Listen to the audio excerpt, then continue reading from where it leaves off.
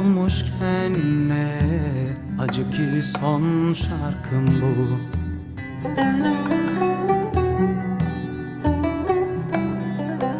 Çok mu kolaydı yoksa zor mu? Sisli aşk bu tutku.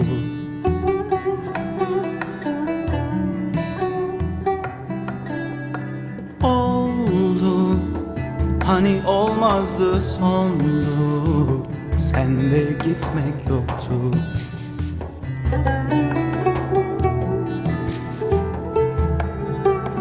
Doldu süre bize, bu bile çoktu, bir hayaldi yok oldu.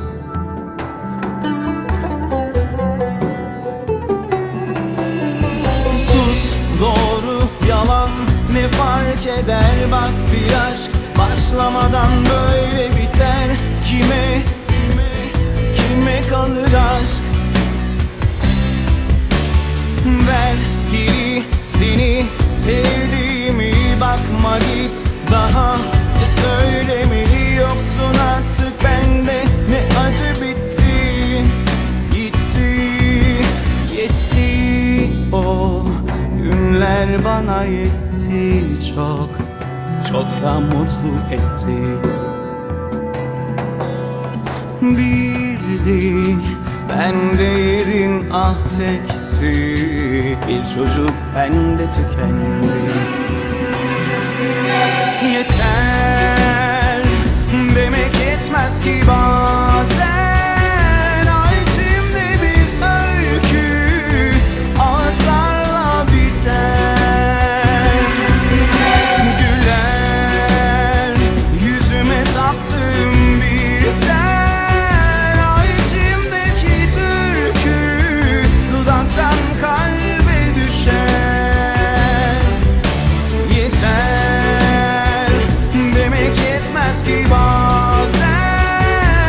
içimde bir öykü ağızlarla biter. Güler yüzüme taktığım bir sen, içimdeki türkü dudaktan kalbe düşer. Düşer de hani bir gün olur da Azrail bana güler.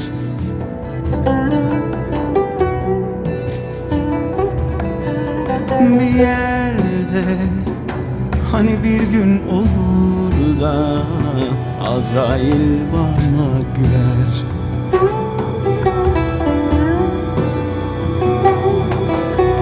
Bir yerde hani bir gün olur da Azrail bana güler.